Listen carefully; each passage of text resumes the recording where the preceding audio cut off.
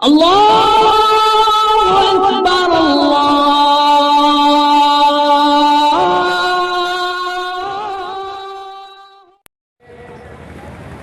आप 100 रुपए किसी को दे रहे हैं तो 100 ही ले सकते हैं। ये नहीं कहिए कि मेरे पास बहुत पुराना नोट है 100 का, आप पुराना ले लीजिए और करेंसी वाला मुझे दे दीजिए, ये चल जाएगा, क्योंकि 100 रुपए में 100 रुपए लिए हैं, पुराना दिया और नया लिया। लेकिन आपने 100 रुपए दे दिए पुराने और आपने उसके बदले में 80 रुपए ले लिए कि भाई पुराना है, नहीं चल रहा, ये तुम ले लो, हमें इसके बदले में 80 दे दो। तो 100 के बदले में जो हमने 80 लिए ये हराम है। आपने इधर भी 30 रुपए लिए और 500 दिए, ये जायज नहीं। अब आप की हैसियत क्या होगी, उसको जायज कैसे करना है? आप उसके पास 500 का नोट गिरवी रख दो। अब जायज रास्ता बतला रहा हूं, 470 लेंगे तो गलत हो जाएगा, 30 ले लिए, अब 470 लेंगे वो गलत हो जाएगा। अब जायज क्या है? आप उससे कहिए ये 500 रुपए बतौर अमानत गिरवी आप अपने पास रख लीजिए, 30 रुपए आप हमें दे दीजिए। 30 रुपए आपने उसको दे दिए, बस वाला चला गया। अब आप का सौदा ये होना चाहिए, जब मैं आपके 30 रुपए वापस कर दूं तब आप मुझे 500 का नोट वापस कर देना।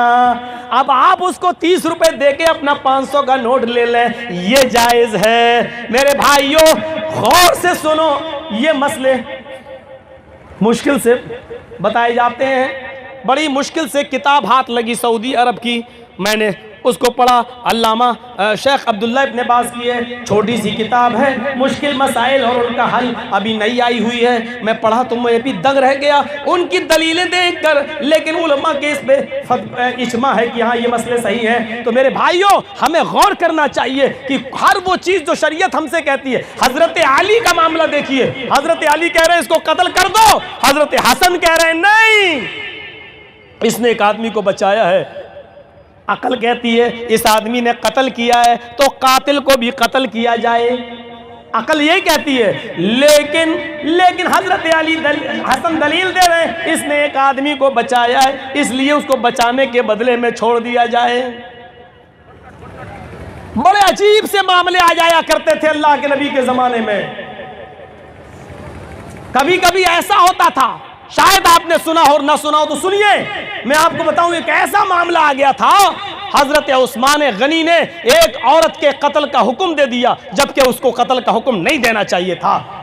एक आदमी आया और हजरत उस्मान से कहने लगा, अमीरुल मोमिनीन आप खलीफा हैं, एक मसला बताइए। का क्या है? का मेरी शादी को 6 महीने हो गए, का अल्लाह बरकत दे। का 6 महीने में ही आप बरकत की दुआ कर रहे हैं, बहुत बरकत हुई। का क्या हुआ? का मेरी बीवी ने 6 महीने में बच्चा पैदा कर दिया। क्या 6 महीने में बच्चा पैदा हो सकता है? सुनिए मसला, डिस्टर्ब कर, मसला सुनिए मसला। मेरे घर में 6 महीने में बच्चा पैदा हो गया है, क्या 6 महीने में बच्चा पैदा हो सकता? हजरत उस्मान कहते हैं ये क्या बात रही, 6 महीने में बच्चा? नहीं, बच्चा तो 9 महीने के बाद होता है।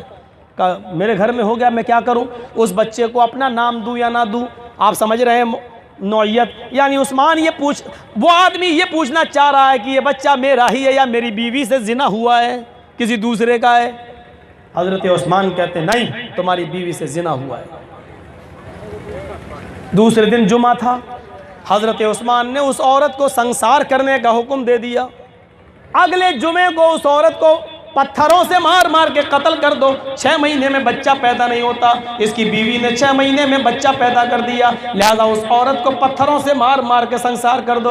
हजरत अली भी वहीं बैठे हुए थे, कहने लगे उस्मान गनी से, नमाज जब हो गई तो सबसे कहा बैठ जाओ, सब बैठ गए। फरमाया लोगों सुनो, हजरत उस्मान ने जो फतवा दिया वो गलत दे दिया है। हजरत उस्मान ने से फतवा गलत निकला, हजरत अली दलील दे रहे हैं। उस्मान की दलील क्या है? बच्चा 9 महीने के बाद पैदा होता है। हजरत अली की दलील क्या है? हजरत अली ने कहा कि नहीं, आए उस्मान आपने फैसला गलत दिया है, बच्चा 6 महीने के बाद भी पैदा हो सकता है। हजरत उस्मान ने कहा अली मालूम है तुम क्या कह रहे हो, एक गलत और जानिया औरत की हिमायत कर रहे हो। क्या आज तक किसी ने 6 महीने में बच्चा पैदा किया है? हजरत अली ने कहा नहीं किया तो नहीं है। क्या नबी के ज़माने में किसी औरत ने 6 महीने में बच्चा पैदा किया है? हजरत अली कहते नहीं किया तो नहीं है, लेकिन ये इस बात की दलील नहीं है कि अगर 6 महीने में किया नहीं है पैदा तो हो नहीं सकता। अरे कभी तो हो सकता है। हजरत अली उस्मान कहते हैं क्या नबी अकरम ने यह फरमाया है कि 6 महीने में औरत बच्चा पैदा करे तो वो जायज़ होगा? हजरत अली कहते हैं नबी अकरम ने नहीं, ये तो कुरान ने फरमाया कि 6 महीने के बाद भी अगर बच्चा पैदा हो तो बच्चा जायज़ है। हजरत उस्मान कहते हैं अली हमें तो कुरान के अंदर कोई आयत नहीं मिली है, ज़रा मुझे बताओ वो कौन सी आयत है जो कह रही हो कि 6 महीने के बाद भी बच्चा पैदा हो सकता है। हजरत अली कहते हैं तमाम लोगों के सामने आपने उस औरत को पत्थरों से मारने का हुक्म दिया। अब तमाम लोग सुने बैठकर अल्लाह ताला कुरान में फरमाता है, अब दलील देखिए, अल्लाह कुरान में फरमाता है वल्वालिदातु युरज़िअना औलादहुन्ना हौलैनि कामिलैन, माएँ अपने बच्चों को दूध पिलाएं 2 साल तक। कितने साल? 2 साल। अब यहाँ पर मैं किसी को भी खड़ा करके पूछ सकता हूँ, मैं कितनी मुद्दत बतला रहा हूँ, 3 आयतें पढ़ूंगा, 3, पहली में क्या बतला रहा हूँ, दूसरी में क्या और तीसरी में क्या, किसी को भी खड़ा करके पूछ सकता हूँ ताकि पता चले कि कौन कितने गौर से सुन रहा है। वल्वालिदातु युरज़िअना औलादहुन्ना हौलैनि कामिलैन, माएँ अपने बच्चों को दूध पिलाएं मुकम्मल 2 साल। कामिलैन बताया 2 साल, यानी 2 साल तक दूध पिला सकती है औरत, लेकिन 2 साल से ज़्यादा नहीं। 2 साल से पहले छुड़ा सकती है, लेकिन 2 साल से 1 दिन भी ज़्यादा नहीं पिला सकती। कितनी मुद्दत है? 2 साल दूध पिलाने की। हज़रत उस्मान कहते हैं अय अली ये दूध पिलाने की मुद्दत है, हमें 6 महीने में बच्चा पैदा होने की मुद्दत बताओ। 6 महीने में भी बच्चा पैदा हो सकता है। ये मसला 6 महीने के बच्चे को लेकर है और आप कह रहे हैं माए दूध पिलाए 2 साल। हज़रत अली कह रहे हैं वहीं आ रहा हूं, लेकिन आपको बताना चाहता हूं दूध पिलाने की मुद्दत कितनी है? का 2 साल। हज़रत अली ने कहा दूसरी आयत में अल्लाह ने फरमाया है व फिसालुहु फी आमैन, माएँ अपने बच्चों का दूध छुड़ाएं 2 साल में। देखिए बात वही है, कुरान में 2 आयतें पेश की, एक में पिलाना, एक में छुड़ाना। पिलाना है 2 साल तक और छुड़ाना है 2 साल में, यानी 2 साल तक ही पिला सकती हैं, 2 साल के अंदर अंदर छुड़ाना है। मुकम्मल 2 साल तक पिला सकती हैं, 2 साल से 1 दिन ज़्यादा नहीं। तो बात वही है, लेकिन एक में कहा कि पिलाएं 2 साल तक, एक में कहा छुड़ाएं 2 साल में। बात वही है, यानी 2 साल से पहले पहले छुड़ाना है, 2 साल के बाद नहीं। हज़रत उस्मान कहते हैं आपने तो घूम के फिर कान पकड़ लिया, बात तो वही है। अरे 2 साल तक पिलाएं या 2 साल में छुड़ाएं, बात तो वही है। मुझे दलील दो 6 महीने में बच्चे के पैदा होने की। हजरत अली कहते हैं वहीं आ गया हूं मैं, अब ये बताओ कि 2 साल में कितने महीने होते हैं? हजरत उस्मान ने कहा 24। 1 साल में 12 तो 2 साल में 24। का ये 24 महीने किसके हैं? का दूध पिलाने के। कहा बस यही सुनना चाहता था। अब कुरान की 30वीं आयत सुनो, अल्लाह फरमाता है, क्या फरमाता है? व हमलुहु व फिसालुहु सलासूना शहरन। अल्लाह ने यहाँ हमल की और दूध छुड़ाने की दोनों की गिनती और दोनों के महीने बता दिए हैं। अल्लाह ने कहा है औरत के पेट में हमल की मुद्दत और दूध छुड़ाने की मुद्दत व हमलुहु व फिसालुहु सलासूना शहरन। औरत के हमल की, पेट में बच्चे की मुद्दत और दूध छुड़ाने की मुद्दत, यानी दोनों को जोड़कर का 30 महीने है। सलासूना शहरन, औरत के हमल की और दूध छुड़ाने की दोनों को जोड़कर कहा प्लस करके 30 महीने है। आए उस्मान, हमल और दूध छुड़ाने की दोनों को जोड़कर मुद्दत कितनी बताई? 30 महीने। जब 30 महीने ये दोनों की मुद्दत है, इसमें दूध पिलाने की मुद्दत को अलग कर दो। दूध छुड़ाने या पिलाने की मुद्दत को अलग कर दो, 30 महीने दोनों की है, 12 महीने दूध पिलाने, 24 महीने दूध पिलाने की हो गई। तो 30 में से जब दूध पिलाने की मुद्दत को आप अलग कर दोगे 24 महीने, तो 30 में से 24 गए तो कितना बचा? हजरत उस्मान कहते हैं कि 6। जब 30 में से 24 माइनस करोगे तो बचेगा 6। फरमाया अल्लाह कहता है ये हमल की मुद्दत है, यानी औरत कि कम से कम हमल की मुद्दत 6 महीने है। 6 महीने के बाद अगर वो बच्चा पैदा करती है तो वो बच्चा जायज माना जाएगा, बाप का बच्चा माना जाएगा, उसी का माना जाएगा कि जिसके साथ शादी हुई है, वो बच्चा नाजायज नहीं है। अगर 6 महीने से पहले औरत बच्चा पैदा करेगी तो वो नाजायज माना जाएगा, वो हराम माना जाएगा। हजरत उस्मान दोबारा मिंबर के ऊपर खड़े हुए और खड़े होकर कहने लगे अल्लाह अली पर रहम फरमाए, अगर आज अली न होते तो उस्मान एक औरत को कत्ल का जिम्मेदार बन जाता, एक औरत का कातिल बन जाता। तो मेरे प्यारे साथियों, कुरान और हदीस की दलील के आगे फिर किसी की नहीं चलती है। और यही तकवा था, ये फिक्र आखिरत थी कि उस्मान गनी ने अपनी बात मान ली और फरमाया अल्लाह अली पर रहम फरमाए, अगर आज अली जिंदा ना होते तो आज उस्मान कातिल हो जाता। ये फिक्र आखिरत है, हम मानने के लिए तैयार नहीं होते हैं, हम किसी चीज को तस्लीम करने के लिए तैयार नहीं होते हैं। आप अंदाजा लगाएं क्या फिक्र आखिरत थी उनकी, हम सोचें। आइए मेरे भाइयों, एक और वाक़े की तरफ मैं तुम्हें लेके चल रहा हूं और बड़ा प्यारा वाक़या है। कैसे कैसे लोग अल्लाह से डरते थे लेकिन पूरी जिंदगी उन्होंने गुनाह किए। बुखारी के अंदर एक हदीस आई है, अल्लाह के रसूल ने बनी इसराइल का एक वाक़या बयान किया। बनी इसराइल में एक आदमी था, बहुत बड़ा गुनाहगार, बहुत बड़ा पापी, उसने कोई नेकी नहीं की है, गुनाह ही गुनाह, गुनाह ही गुनाह, गुनाह से भर लिया अपना रजिस्टर, अपना नाम अमाल। लेकिन मरने से पहले वो कहने लगा, अपने बच्चों को बुलाया, मरने से पहले उसने अपने बच्चों को बुलाया और सारे बच्चों को इकट्ठा करने के बाद, जमा करने के बाद कहने लगा, मेरे बच्चों, मेरी मौत का वक्त करीब है, मुझे जो बीमारी है उस बीमारी ने ये बता दिया है कि मैं इस बीमारी में बच नहीं पाऊंगा। होते हैं ऐसे हालात, इंसान समझ जाता है कि अब इस बीमारी में हम बचेंगे नहीं, कहा कि मैं अब बचूंगा नहीं। लेकिन आए मेरे बेटो, तुम्हें मालूम है कि मैंने कोई भी नेक अमल नहीं किया है, तुम्हें यह भी मालूम है कि मैंने गुनाह कर करके अपनी जिंदगी भर ली है। आए लोगों, आए मेरे बेटो, आए मेरे बच्चों, मेरी एक वसीयत को पूरा कर देना मेरे मरने के बाद। कहा क्या? बताओ अब्बू। कहा मेरे बेटो, जब मैं मर जाऊं तो मुझे किसी कब्र में दफन न करना। बेटों ने कहा अरे अब्बू ये क्या बात कर रहे हो? कहा मेरे बेटो, तुम्हें मालूम है कि कब्र में अजाब होता है, तुम्हें मालूम है कि अल्लाह इंसान को मरने के बाद दोबारा जिंदा करेगा। आए मेरे बेटो, अगर वो मुझे दोबारा जिंदा करने पर कादिर हो गया और उसने मुझे दोबारा जिंदा किया तो तुम जानते हो कि वो मुझे कितना सख्त और दर्दनाक अजाब देगा। बेटों ने कहा तो फिर मैं क्या करूं?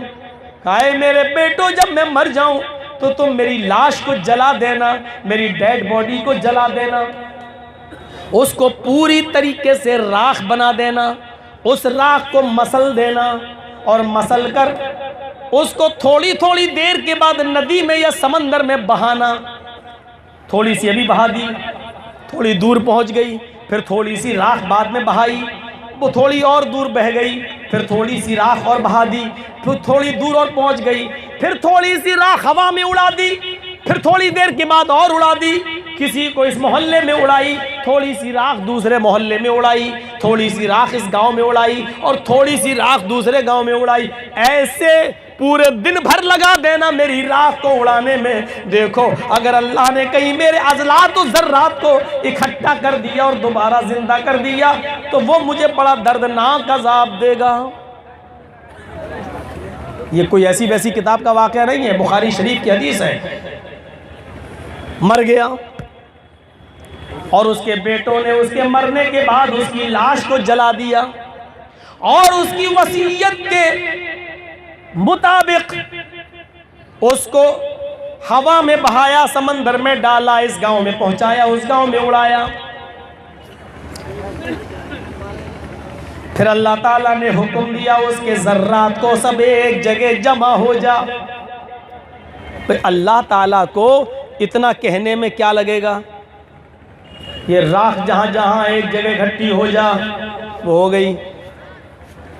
अल्लाह ने कहा जिंदा हो जा, बुखारी की हदीस, वो जिंदा हो गया। इतना सब कुछ करने के बावजूद अल्लाह ने उसको दोबारा जिंदा कर दिया। और दोबारा जिंदा करने के बाद अल्लाह ने उससे पूछा, बोल, ये वसीयत करके गया था, तेरे बेटों ने तेरी वसीयत पर अमल किया, लेकिन मेरी कुदरत है, मैंने तुझे दोबारा जिंदा कर दिया। अब ये बता कि तूने ऐसा क्यों किया था, अपने बच्चों को इस तरीके की वसीयत क्यों की थी। कहने लगा, मिन खशियतिक, आय अल्लाह तेरे डर से, आय अल्लाह तेरे खौफ से, आय अल्लाह तेरे डर से, आय अल्लाह तेरे खौफ से। अल्लाह मुस्कुराया।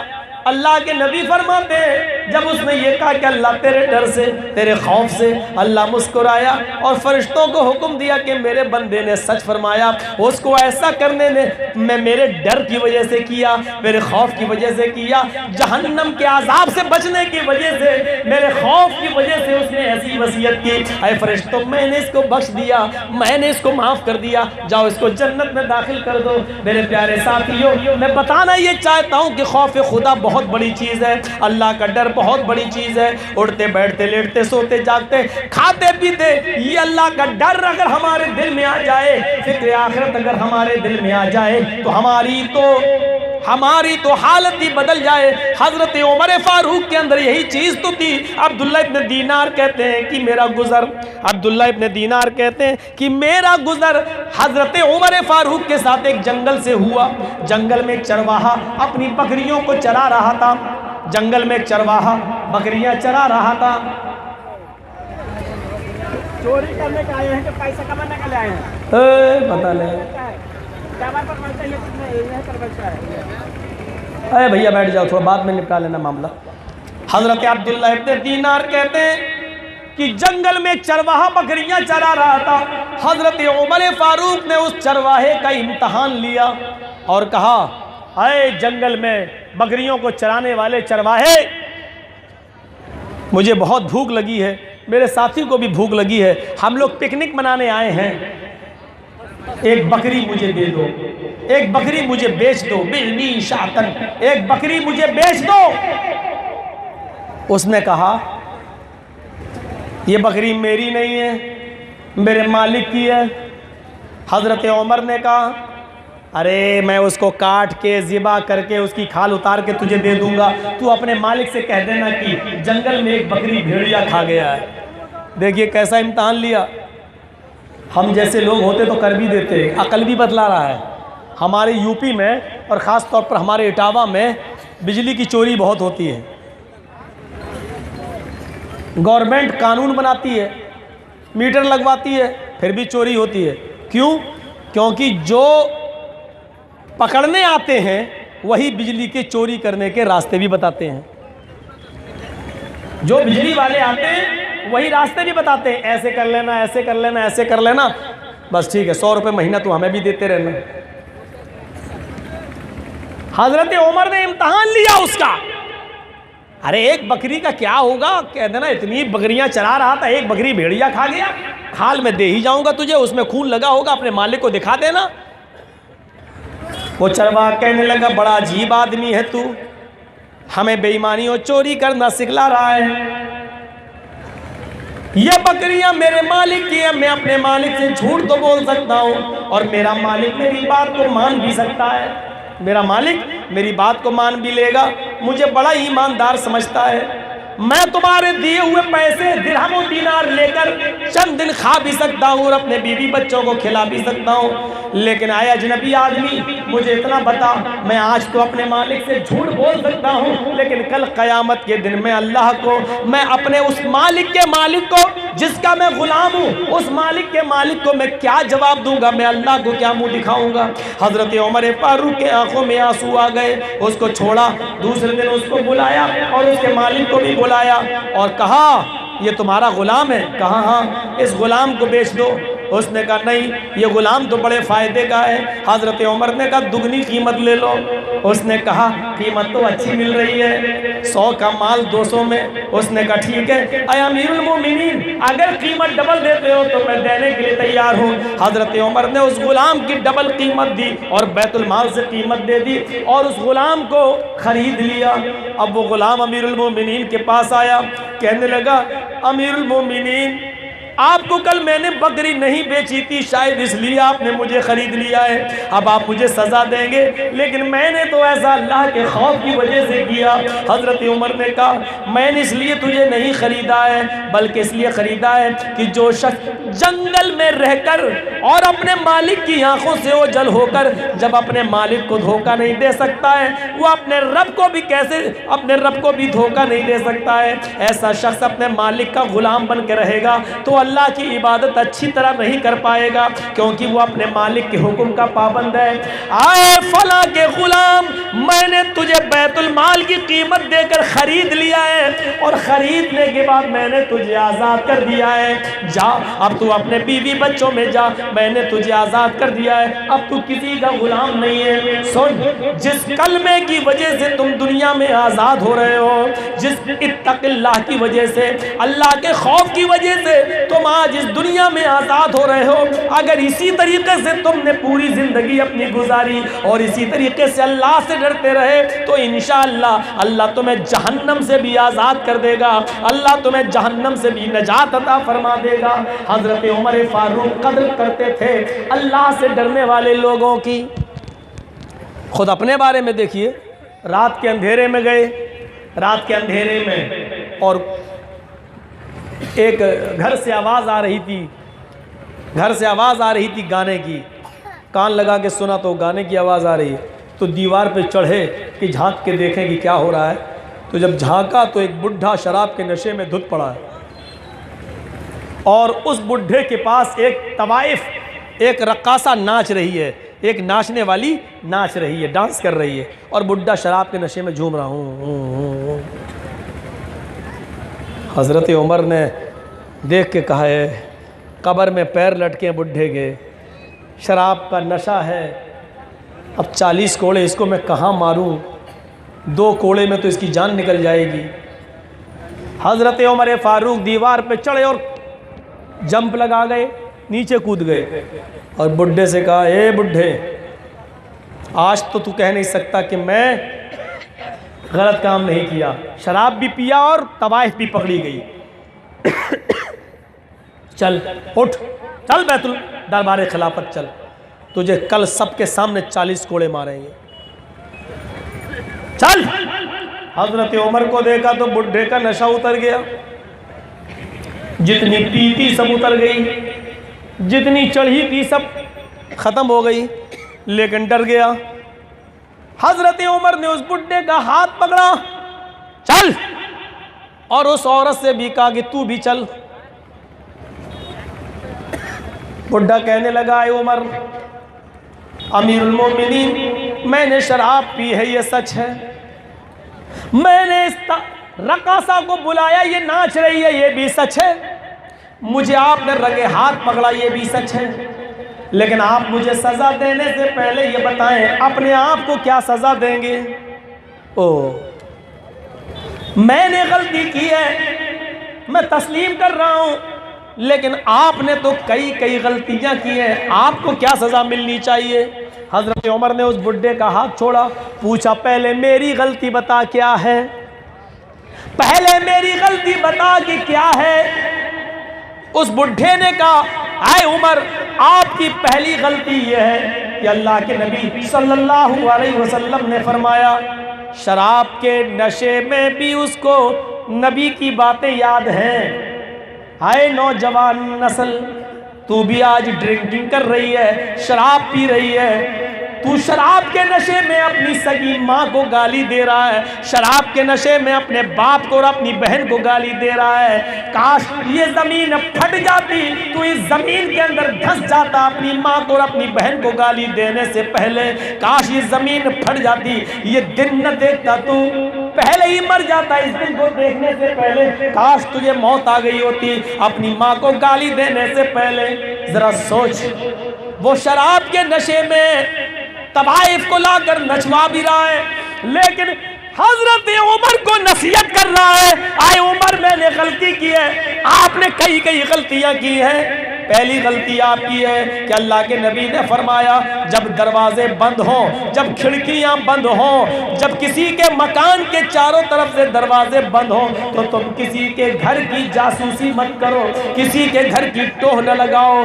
तुमने जब देखा था कि मेरा घर, मेरी खिड़कियां बंद है, तो मेरे दरवाजे पर कान लगाकर किसी के गाने की आवाज क्यों सुनी? आपने जासूसी क्यों की? मेरे घर में क्या हो रहा है आपने कान लगाकर क्यों सुना है? जब मेरे दरवाजे बंद थे, घर के अंदर क्या हो रहा है, क्या आप हर किसी के घर के अंदर का खबर लेंगे? नहीं, आए अमीरुल मोमिनीन, अल्लाह के नबी ने घर की जासूसी करने से मना किया है। पहली गलती। हाय उमर, आपकी दूसरी गलती है, अल्लाह के नबी फरमाते अगर झांक कर कोई किसी के घर में देखे दरवाजे बंद हो और वो खिड़की वगैरह में सुराख करके या ऊपर की दीवार की छत पर चढ़कर किसी के घर के अंदर क्या हो रहा है उसको देखे, तो अल्लाह के नबी फरमाते हैं घर से बाहर निकलो और उसकी दोनों आंखें फोड़ दो। ये अल्लाह के नबी ने बताया है। आए उमर, बताओ आपकी दोनों आंखें कौन फोड़ेगा? आपने तो ऐसा जुर्म किया कि आपकी दोनों आंखें फोड़ दी जाए। जब मेरा घर बनता तो आपने घर में झांक कर क्यों देखा? आए उमर, सच्चाई सुनिए। मैं जानता हूं कि सच्चाई को सुनने के बाद आप मुझे और सजा देंगे, लेकिन सच्चाई सुनिए। आए उमर, तीसरी गलती आपकी यह है कि अल्लाह के नबी ने फरमाया जब तुम किसी के घर में दाखिल हो तो उसके दरवाजे को खटखटाओ, 3 बार उससे इजाजत लो। अगर वो अंदर आने की इजाजत दे दे तो आप उसके घर में जाओ, और इजाजत न दे तो आप उसके घर नहीं जा सकते। आपने हमारे घर आने के बाद हमसे इजाजत नहीं मांगी, आपने दरवाजा नहीं खटखटाया। आए अमीरुल मोमिनीन, आप बगैर इजाजत के मेरे घर के अंदर दाखिल हुए।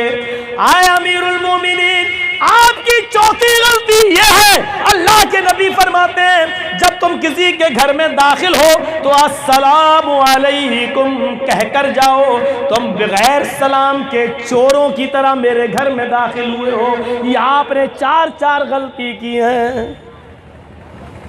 हजरत उमर ने उस बूढ़े को छोड़ा, फरमाया आए बूढ़े, तूने हमारी जो गलतियां बताई हैं, पहले मैं अपनी गलतियों की इस्लाह करूंगा, पहले मैं अपने आप को सुधारूंगा, पहले मैं अपनी कमियों को दूर करूंगा, फिर बाद में तुझे सजा देने के बारे में सोचूंगा। हजरत उमर रोए और वहां से चले गए, और बाहर जब निकले तो उनके खादिम ने कहा क्या हुआ? कहा कुछ नहीं, चलो। कहा आपको कुछ मिला नहीं? कहा आज ही तो मुझे सबसे बड़ा खजाना मिला है, आज ही तो उमर फारूक को अल्लाह का डर, अल्लाह का खौफ मिला है, आज ही तो मुझे आखिरत का डर मिला है, आज ही तो मुझे जहन्नम से डरने का मौका मिला है।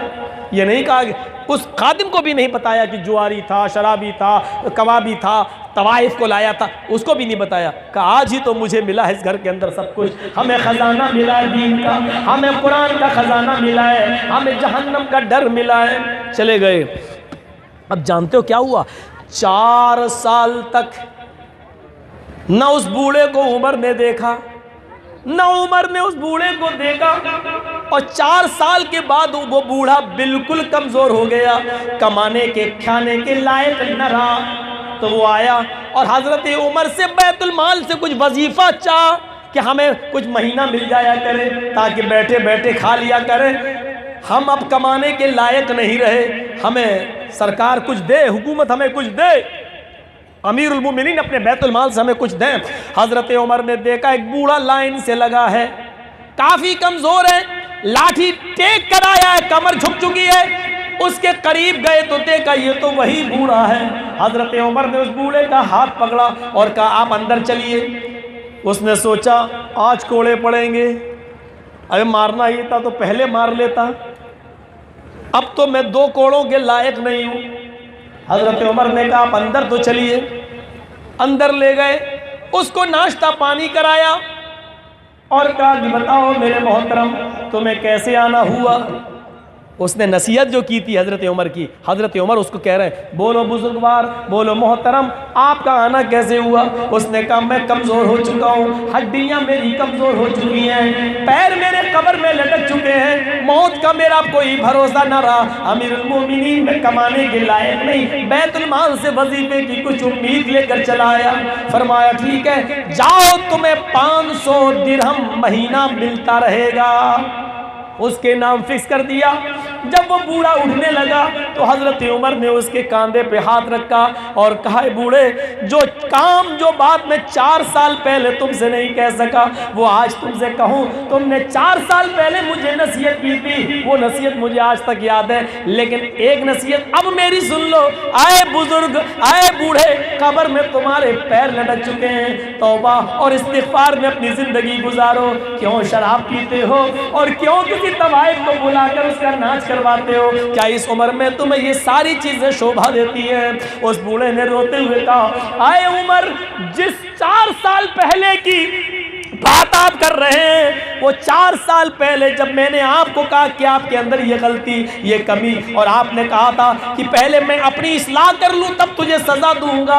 आए उमर, मैं शराब का पीना और तवाइफ का नाच नचवाना मैं उसी दिन से छोड़ चुका हूँ। उस दिन की तारीख से आज तक मैंने शराब को हाथ नहीं लगाई। उस दिन की तारीख से मेरे घर में कोई तवाइफ कोई नाचने वाली नहीं आई। हजरत उमर ने कहा अल्लाह तुम्हें जज़ाए खैर दे और तुम्हारी मग़फ़िरत फरमाए और तुम्हारे पेश कब जो गुनाह हुए उनको माफ़ करे, जाओ तुम तौबा करो। और ये कहकर उसको रुखसत कर दिया और उससे आज तक नहीं बताया था। पूरी जिंदगी गुजर गई नहीं बताया, लेकिन उस बूढ़े ने मरने से पहले खुद ही बता दिया। अगर वो न बताता तो हजरत उमर की नेकी कभी जाहिर नहीं होती। उस बूढ़े ने मरने से पहले उमर फारूक का ये वाक़या खुद लोगों को बता दिया जो उसके साथ पेश आया था। इसलिए तारीख़ खतीब के अंदर खतीब बगदादी ने नकल कर दिया है और सिफ़तुस सफ़ा में अल्लामा इब्न क़य्यिम ने नकल कर दिया है, अल बिदाया व निहाया में हाफिज़ इब्न कसीर ने नकल कर दिया है, अल्लामा शिबली अल फारूक के अंदर नकल कर दिया है। मेरे प्यारे साथियों गौर करो लोग कितना अल्लाह से डरने वाले थे। ये कौन सी फिक्र आखिरत थी कि हजरत उमर को उसने चंद बातें बताई और हजरत उमर डर गए, उस बूढ़े को छोड़ के चले आए और कहा कि पहले मैं अपनी इस्लाह करूंगा बाद में तुम्हारी। हम अपने गरीबानों में झांक कर देखें, जरा नजर डालें और सोचें। हजरत अबू हुरैरा का वो मंजर याद करो। मेरे तलबा जो मदरसे में पढ़ते हैं वो जरा इस मंजर को सुने। हदीसें तुम पढ़ते हो, मेरे असातिज़ा आपको पढ़ाते हैं, आपके असातिज़ा, जरा इस मंजर को देखें। बुखारी शरीफ की रिवायत है, अबू हुरैरा मक्के से मदीना जाते हैं, मक्के से मदीना तशरीफ ले जाते हैं और मदीना गए तो लोगों ने कहा अबू हुरैरा बहुत दिनों के बाद आए हो, आज तो मैं तुमसे अल्लाह के रसूल की हदीस सुनूंगा। अय अबू हुरैरा कोई हदीस सुनाओ अल्लाह के नबी की। अय अबू हुरैरा कोई रिवायत सुनाओ आप अल्लाह के नबी की, कोई हदीस सुनाओ। अबू हुरैरा सुनाऊंगा। सुनिए बड़ा दर्दनाक मंजर है। आए लोगों, आज मैं तुम्हें एक ऐसी हदीस सुनाऊंगा जिसको मैंने डायरेक्ट अल्लाह के रसूल से सुना है। मेरे और अल्लाह के नबी के दरमियान कोई दूसरा आदमी नहीं था। कौन कह रहा है? अबू हुरैरा। आए लोगों, मैं तुम्हें एक ऐसी हदीस सुना रहा हूँ जो मैंने अल्लाह के नबी से सुना। मेरे और अल्लाह के नबी के दरमियान कोई तीसरा आदमी नहीं था। सहाबा बैठे हैं, अबू हुरैरा सुनाने जा रहे हैं। चीख मारी, दर्दनाक चीख मारी, ई करके एक चीख निकली अबू हुरैरा की ज़बान से और बेहोश होकर गिर गए। पानी के छींटे वीटे मारे गए। जब होश आया थोड़ी देर के बाद तो कहा अरे अबू हुरैरा क्या हुआ आपको? कुछ नहीं, कुछ नहीं। हाँ तुम हदीस सुनना चाहते हो? सुनो, मैं एक ऐसी हदीस बताने जा रहा हूँ जिसको मैंने अल्लाह के नबी से सुना है। मेरे और अल्लाह के नबी के दरमियान कोई दूसरा आदमी नहीं था। इतना कहा, लोगों सुनो, और फिर एक दर्दनाक चीख मारी और बेहोश होकर फिर गिर गए। तीसरी बार होश आया, लोगों ने कहा नहीं नहीं रहने दो, नहीं नहीं रहने दो, अरे अबू हुरैरा तुम बीमार हो, तुम बता नहीं पा रहे हो, तुम्हारी तबीयत ठीक नहीं है, फिर कभी सुना देना, अभी रहने दो। कहा नहीं नहीं मेरी तबीयत ठीक है, बस कुछ सोच कर मैं बेहोश हो जाता हूँ। लोगों सुनो, मैं था, अल्लाह के नबी थे, कोई तीसरा आदमी नहीं था। अल्लाह के नबी ने जो हदीस बयान फरमाई वो ये थी कि जहन्नम में सबसे पहले 3 किस्म के लोग डाले जाएंगे, जहन्नम में 3 किस्म के लोग डाले जाएंगे, जहन्नम उन्हीं से भड़काई जाएगी। सबसे पहले जहन्नम के अंदर वो शहीद को डाला जाएगा जो अल्लाह की राह में मारा गया, जो लड़ाई लड़ा, कत्ल किया गया, शहीद हुआ, लेकिन वो अल्लाह की राह में नहीं मारा गया है, बल्कि उसने इसलिए जंग की है, इसलिए जिहाद किया है ताकि लोग उसे बहुत बड़ा मुजाहिद कहें और बहुत बड़ा अल्लाह की राह में लड़ने वाला कहें। लिहाजा उस शहीद को जहन्नम में डाल दिया जाएगा। दूसरे नंबर पर वो अमीर और दौलतमंद और पैसे वाले को लाया जाएगा, जिसके पास दौलत होगी और जिसने बड़ा खर्चा किया होगा, सदका और खैरात की होगी, लेकिन उसने इसलिए नहीं किया होगा कि अल्लाह के यहाँ सवाब मिले, बल्कि इसलिए सदका और खैरात किया होगा ताकि लोग उसको बहुत बड़ा दानी कहें, खैरात करने वाला कहें, ज़कात देने वाला कहें, लोगों की नज़र में वो बहुत बड़ा दानी कहलाए। उस आदमी को, उस अमीर को भी जहन्नम में डाल दिया जाएगा। लोगों, अल्लाह के नबी से मैंने खुद सुना, मेरे और अल्लाह के नबी के दरमियान कोई तीसरा आदमी नहीं था। तीसरा जो शख्स जहन्नम में डाला जाएगा वो आलिम कुरान होगा, आलिम हदीस होगा, वो मौलवी होगा, वो आलिम होगा, इल्म वाला होगा, जिसने लोगों को बहुत बड़ी बड़ी बातें सुनाई होंगी, बहुत मोटी मोटी किताबें लिखी होंगी, लेकिन इसलिए नहीं कि लोग उस अल्लाह के यहाँ उसको इसका सवाब मिले, बल्कि इसलिए कि लोग उसको बहुत बड़ा मुकर्रिर कहें, बहुत बड़ा खतीब कहें, बहुत बड़ा मुसन्निफ कहें, बहुत बड़ा मुदर्रिस कहें, उसके इल्म का चर्चा हो। उस आलिम को जहन्नम में डाल दिया जाएगा। लोगों, मैं डरता हूँ अल्लाह ताला से, मैंने तुम में सबसे ज़्यादा हदीसें बयान की, नबी का फरमान मैंने तुम्हें सबसे ज़्यादा सुनाया, मुझे डर लगता है अल्लाह ताला कल क़यामत के दिन कहीं मुझे भी जहन्नम में न डाल दे। इतना कहना था कि अबू हुरैरा ने तीसरी चीख मारी और बेहोश होकर फिर ज़मीन के ऊपर गिर गए। ये अबू हुरैरा का हाल है। एक हदीस सुनाते हुए उनका कलेजा फट रहा है, बार बार ज़मीन के ऊपर गिर रहे हैं। एक हम हैं, मेरे भाइयों, किसी को एक हदीस सुना देते हैं तो लगता है कि हमने बहुत बड़ा तीर मार दिया है। एक अबू हुरैरा है जो लोगों को हदीस सुना रहे हैं तो कह रहे हैं मुझे डर लगता है कि कहीं जहन्नम में मैं न डाल दिया जाऊं, क्योंकि मैंने सबसे ज़्यादा हदीसें बयान की हैं। एक हम हैं मेरे भाइयों कि हमें किसी चीज़ का डर और एहसास ही पैदा नहीं होता हमारे अंदर। सुलेमान तैमी, अल्लामा इब्न क़य्यिम ने इस वाक़े को सिफ़तुस सफ़्वा में बयान किया है। सुलेमान तैमी एक बहुत बड़े बुजुर्ग गुजरे हैं, सहाबी तो नहीं थे बल्कि ताबई थे, जिसने सहाबी को देखा वो ताबई थे। सुलेमान तैमी बड़े मशहूर ताबई गुजरे हैं, लेकिन जब उनके इंतकाल का वक्त आया तो वो बहुत ज़्यादा रोने लगे। लोगों ने उनसे रोने की वजह पूछी। आए रामघाट रानी पतरा के अहले हदीसों, ज़िला पूर्णिया के अहले हदीसों, आज अहले हदीस का लफ्ज़ मैंने इस्तेमाल किया है क्योंकि ये वाक़या मैंने तुम्हारे लिए बयान कर रहा हूँ। आए शेर शाहबादी से जुड़े हुए लोगों, आए अहले हदीस होकर अपने मोहल्लों से ताज़िया निकालने वाले अहले हदीसों, ये वाक़या सिर्फ अहले हदीसों के लिए मैं सुना रहा हूँ। वैसे फ़ायदा सब हासिल कर सकते हैं, लेकिन तुम्हें ज़्यादा झंझोड़ रहा हूँ। सुलेमान तैमी जब उनके इंतकाल का वक्त आया तो वो रोने लगे। लोगों ने उनके पूछा क्यों रो रहे हो, नहीं बताया। इसरार किया, नहीं बताया। लोगों ने कहा आप बीमार हैं इसलिए रो रहे हैं, कहा नहीं। फरमाया सभी को एक दिन मरना है, मैं भी इस दुनिया से जाऊंगा, मौत से डर नहीं लग रहा है, मौत तो आना ही है, मौत बरहक है, एक दिन सभी को इस दुनिया से जाना और रुखसत होना है। फरमाया फिर क्या बात है? फरमाया मैं इसलिए रो रहा हूँ, एक गुनाह मैंने कर लिया था, 25 साल पहले मुझसे गुनाह हो गया था। सुलेमान तैमी कहते हैं 25 साल पहले मैंने गुनाह कर लिया था। उस गुनाह की तौबा करते करते मुझे 25 साल हो गए। उस गुनाह की तौबा करते करते मुझे 25 साल का ज़माना गुजर गया। अब मेरे इंतकाल का वक्त आ गया। अब मुझे डर लगता है अल्लाह ताला ने मेरा गुनाह माफ़ किया होगा या नहीं, कहीं उस गुनाह पर मुझे जहन्नम में न डाल दे, कब्र में अजाब न होने लगे, अल्लाह ताला मुझे उस जुर्म पर कहीं मुझे जहन्नम में न फेंक दे। लोगों ने कहा अरे भाई जब तौबा कर रहे हो तो फिर गुनाह कैसा? जब शिर्क भी अल्लाह तौबा के बाद माफ़ कर देता है तो फिर तुमने शिर्क थोड़ी किया है, उससे छोटा गुनाह ही किया होगा। फरमाया पता नहीं वो छोटा या बड़ा, लेकिन मैं 25 साल से तौबा कर रहा हूँ। लोगों ने कहा गुनाह क्या है? अहले हदीस हो, गुनाह सुनो, बताओ गुनाह क्या है? कहते हैं कि मैंने 25 साल पहले एक बिदाती से सलाम कर लिया था। कितना सा गुनाह बताया है। और देखा जाए तो हम लोग अपनी हैसियत से सोचें कि ये क्या गुनाह था। मैंने 25 साल पहले एक बिदाती को सलाम कर लिया था और अल्लाह के नबी ने फरमाया कि बिदाती को सलाम न करो, बिदाती को अपने घर में पनाह न दो। जो बिदाती को अपने घर में पनाह दे वो मलऊन, जो बिदाती को सलाम करे उस पर अल्लाह की लानत। लोगों, मैंने 25 साल पहले एक बिदाती से सलाम कर लिया था और मैं उसी गुनाह की तौबा करते करते 25 साल लगा दिए।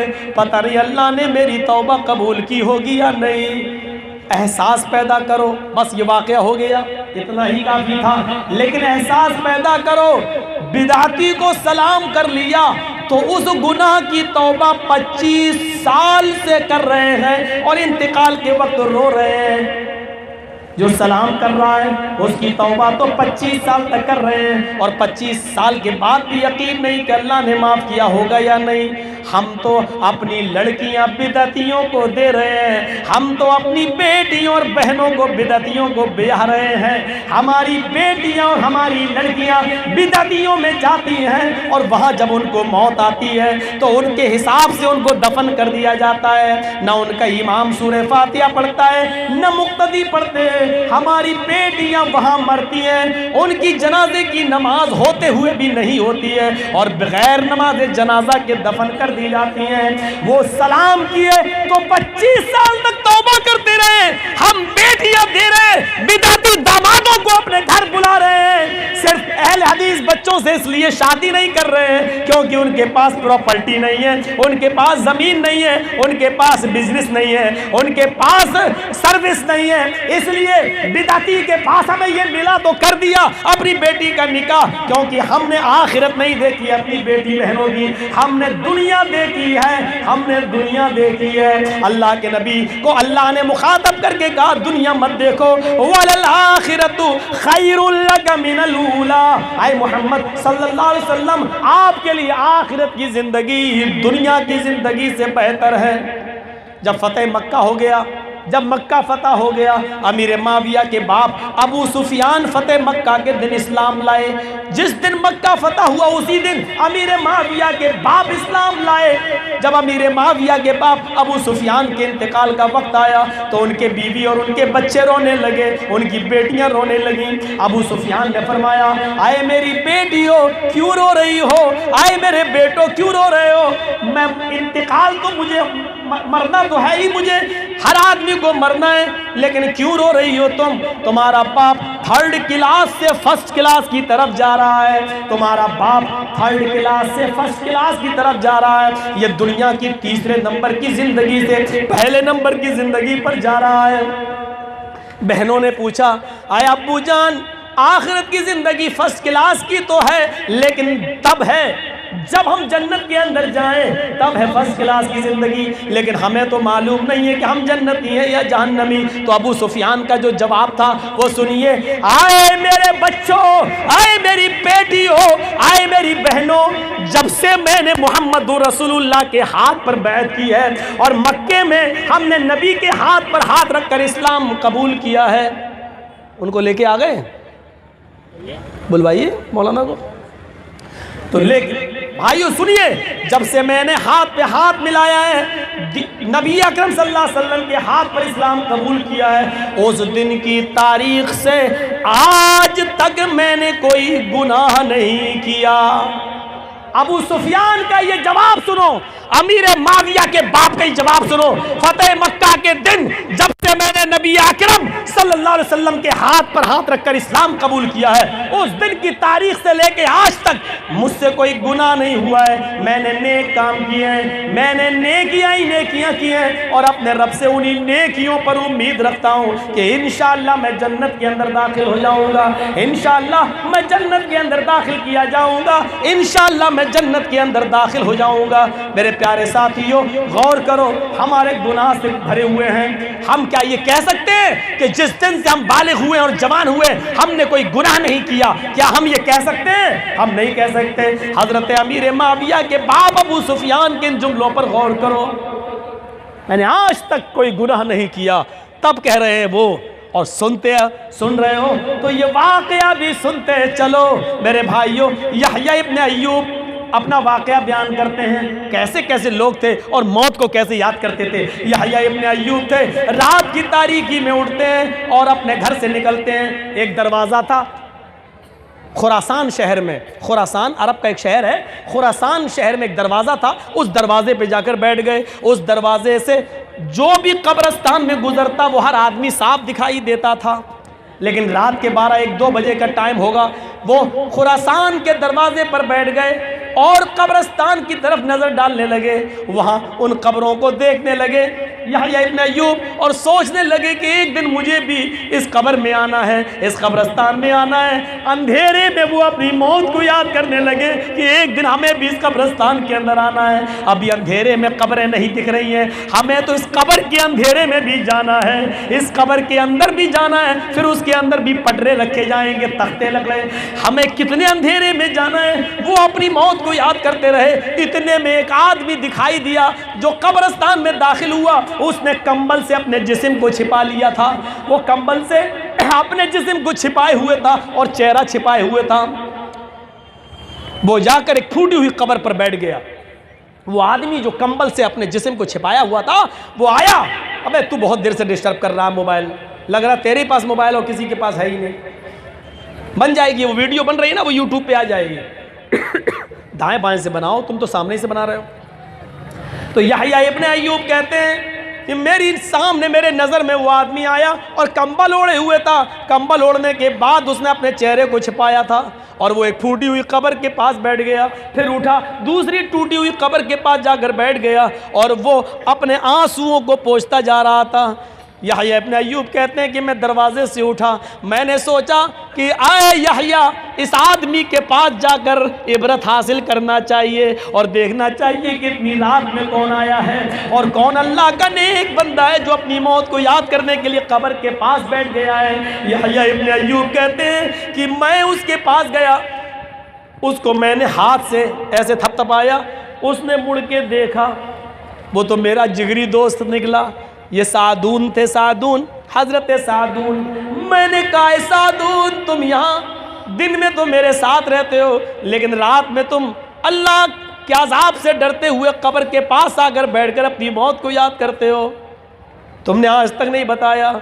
हजरत सादून कहते हैं यहया, ये कोई बताने की चीज़ है? ये तो अल्लाह का और बंदे का मामला है। मैं दिन में तुम्हारे साथ हंस खेल लेता हूँ लेकिन रात में मैं रोज़ाना अपनी मौत को याद करने यहाँ आता हूँ। आए यहया, इन टूटी और फूटी कब्रों के पास आकर बैठ जाओ, इन हड्डियों को देखकर इस दुनिया में रो लो, कबल इसके कि जहन्नम में हमें रोना पड़े, उन आंसुओं में से हमें रोना पड़े, दुनिया में रो लेना बेहतर है। अपनी मौत को याद कर लो, आखिरत के अजाब से बचना है तो दुनिया में इन कब्रों को देखकर, इन साहिब कबूर को देखकर अपनी मौत को याद कर लो। आए आए यहया, उस दिन हमारा क्या होगा? वही नुशिरत, जब नामे अमाल खोले जाएंगे, हमारे नामे अमाल हमारे सामने रख दिए जाएंगे। यहया कहते हैं सादून ने जब नसीहतें की तो यहया सुनते रहे और सुनते सुनते बेहोश हो गए, ज़मीन के ऊपर गिरे और उसी कब्रिस्तान में बेहोश हो गए। हज़रत सादून ने अपनी कमीज़ की आस्तीन को लंबा किया और ऐसे उनके सर को पोंछने लगे, उनका पसीना पोंछने लगे। थोड़ी देर के बाद जब यहया इब्न अय्यूब को होश आया तो हज़रत सादून को अपने पास बैठा हुआ पाया। हज़रत सादून कह रहे थे, आए यहया, अगर आज मेरी ज़बान से निकले हुए जुमलों को तुम सुन रहे और सुनने के बाद बेहोश होने के बजाय अगर मर जाते, तुम्हारी रूह अगर तुम्हारे कब्ज़ से उन सुरी से निकल जाती, अगर आज तुम मर जाते और मौत तुम्हें आ जाती तो तुमसे बड़ा खुश नसीब कोई नहीं होता। अल्लाह के अज़ाब को सुनकर अगर रोते हुए तुम मर जाते तो तुमसे बड़ा खुश नसीब कोई नहीं होता। यानी अल्लाह के नबी ने फरमाया, जो आंसू मेरे खौफ से रोता है, अल्लाह के नबी फरमाते हैं, अल्लाह ने फरमाया जो आंसू मेरे खौफ से आंख से निकलता, अल्लाह उस आंख पर जहन्नम की आग को हराम कर देता है। यहया, आज अगर तुम मर जाते तो तुमसे बड़ा खुश नसीब कोई नहीं होता। रात के अंधेरे में वो कब्र पे बैठ जाया करते थे और टूटी और फूटी हुई कब्रों को देखकर वो रोया करते थे। ये एहसास आज हमारे अंदर क्यों नहीं आता है? क्यों पैदा नहीं हो रहा ये एहसास? हम क्यों ये यहाँ सुन रहे हैं और अभी देखिएगा अखलाक से भरी हुई तक़रीर सुन रहे हैं। ये सब सुनने के बाद अभी जब जलसा ख़त्म होगा अभी हम लड़ेंगे, हे साइकिल ऐसा निकाल, ये वो, अभी हम लड़ेंगे। अभी घर तक जाने से पहले पहले अपने कितने भाइयों को हम तकलीफ देंगे, कितने भाइयों को हम साइकिलों को खींचेंगे, कितने भाइयों को हम पकड़ के इधर उधर करेंगे। सोचो मेरे भाई, और कितना लान तान होगा, गाली गलौज होगा। अभी ये आज की बात कर रहा हूँ, इतना बड़ा जलसा और काफ़ी दिनों के बाद आपके इस रानी पत्रा राम घाट में तशरीफ लाया, इतने बड़े मजमे को आज जो मैं खिताब कर रहा हूँ, मेरे प्यारे साथियों ज़रा तसव्वुर कीजिएगा ये कितना असर हुआ इस फ़िक्र आखिरत का। ये हमारी मस्जिदें अभी फ़जर की नमाज में बता देंगी, ये फ़जर की नमाज में हमारी मस्जिदें बता देंगी इस तकरीर का कितना असर हुआ। मेरे भाइयों, सुनने के गाजी मत बनो, किरदार के गाजी बनो। लोग 2-2, 3-3 घंटे की तकरीरें नहीं सुना करते थे। अभी अबू हुरैरा का जो वाक़या सुनाया मैंने, आए अबू हुरैरा एक हदीस सुनाइए, सिर्फ एक हदीस, कितनी बड़ी थी। अबू हुरैरा मदीने में एक हदीस सुना रहे हैं, क्या फरमा रहे हैं कि जहन्नम सबसे पहले 3 किस्म के लोगों से सुलगाई जाएगी, शहीद से, अमीर से, मौलवी से। मेरे भाइयों, वो एक हदीस सुना करते थे लेकिन पहले उस पर अमल करने वाले बन जाते थे, उसके बाद दूसरी हदीस पर वो सुनने की फरियाद करते थे। हमारे यहाँ सुनने का शौक ज़्यादा है, अमल करना ही नहीं है, हमें रोना ही नहीं है, हमें कब्रिस्तान जाकर अपनी मौत को याद करना ही नहीं है, तो हम क्यों रोएं। हज़रत ज़ैद इब्न साबित के घर में कुछ मेहमान आए, उन्होंने उनको खाना खिलाया। अल अदबुल मुफ़रद में इमाम बुखारी नकल करते हैं, अल अदबुल मुफ़रद में इमाम बुखारी नकल करते हैं, ज़ैद इब्न साबित के घर मेहमान आए, उन्होंने उनको खाना खिलाया और खाना खिलाने के बाद जब वो इशा की अजान की आवाज़ आई और जब वो मस्जिद में जाने लगे नमाज के लिए तो वो छोटे छोटे कदम रख रहे थे। ज़ैद इब्न साबित घर से मस्जिद जा रहे हैं तो छोटे छोटे कदम रख रहे हैं। मेहमान कहते हैं जल्दी चलो भाई, इतने छोटे छोटे कदम क्यों रख रहे हो तुम, जबकि तुम तंदुरुस्त हो। ज़ैद इब्न साबित फरमाते हैं मैं जानबूझकर छोटे छोटे कदम रख रहा हूँ क्योंकि अल्लाह के नबी ने फरमाया मस्जिद की तरफ जो शख्स अपने घर से निकलता है उसके एक कदम पर एक नेकी मिलती है और एक गुनाह माफ़ कर दिया जाता है। मैं चाहता हूँ कि मस्जिद तक जाते हुए जितने ज़्यादा कदम होंगे उतनी ज़्यादा नेकियाँ मेरे नामे अमाल में लिखी जाए। ये नेकियों का हिसाब करने वाले लोग, और आज हमें कि हम घर भी वहाँ ढूंढते हैं जहाँ मस्जिद करीब हो, घर से निकले और मस्जिद में हम नमाज पढ़ लें। और लोग कहते हैं क्या, इसको बड़ा अच्छा ये समझते हैं कि हमें तो मस्जिद के बगल में घर मिल गया। ये अच्छी बात है कि रोज़ाना तुम वाज़ो नसीहत सुनो, जिक्र व अस्कार सुनो, लेकिन वो आदमी भी बदनसीब नहीं है जिसका घर दूर हो और वो 5 वक्त की नमाज पढ़ने के लिए मस्जिद में आए, इसलिए वो खुश नसीब है क्योंकि उसके हर कदम पर जो उसको नेकियां मिलेंगी वो करीब वाले को नहीं मिलेंगी, वो करीब वाले को नहीं मिलेंगी। उसके हर कदम पर एक एक नेकी, और अगर वो छोटे छोटे कदम बढ़ाए तो और ज़्यादा नेकियां। वो हिसाब और किताब किया करते थे, वो हिसाब लिया करते थे। मेरे प्यारे साथियों, हम इस मंजर पर ज़रा नज़र डालें। इदरीस, मोहम्मद इब्न इदरीस, अब्दुल्ला इब्न इदरीस बहुत बड़े मुहद्दिस गुजरे, बहुत बड़े मुहद्दिस। सिफ़तुस सब्बा में अल्लामा इब्न क़य्यिम ने ये वाक़या नकल किया है। अब्दुल्लाह इब्न इदरीस बहुत बड़े मुहद्दिस गुजरे हैं। हारून रशीद ने आप देख लीजिएगा बाद में, ये वाक़या पहले सुन लीजिए थोड़ा सा इधर। हारून रशीद ने उनको ओहदे क़ज़ा दिया तो उन्होंने लेने से इनकार कर दिया। इन्होंने कहा कि मैं अल्लाह के पास इंशाअल्लाह जन्नत के अंदर जाऊंगा, क्योंकि मैंने जिस घर में मेरा इंतकाल हो रहा है उस घर के अंदर मैंने 4000 मरतबा कुरान की तिलावत की है।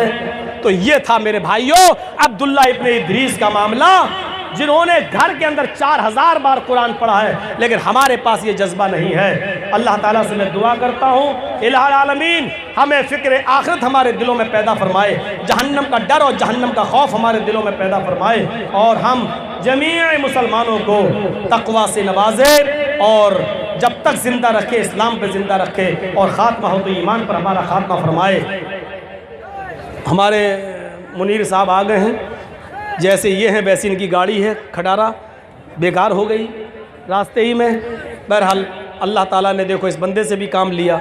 अल्लाह ताला जिससे काम ले ले तो ये गनीमत समझना चाहिए। अब ये तशरीफ़ लाए हैं, ये बोलेंगे, आप इनको देखें नहीं बल्कि ये जो बोल रहे हैं उनकी बातों पर अमल करने की कोशिश करें। अल्लाह ताला से दुआ है कि हम सबको नेक बनाए, जब तक ज़िंदा रखे इस्लाम पे रखे, ख़ात्मे ईमान पर फरमाए। वमा अलैना इल्लल बलागुल मुबीन व आखिरु दावाना अनिल हम्दुलिल्लाहि रब्बिल आलमीन। अस्सलामु अलैकुम व रहमतुल्लाहि व बरकातुहू।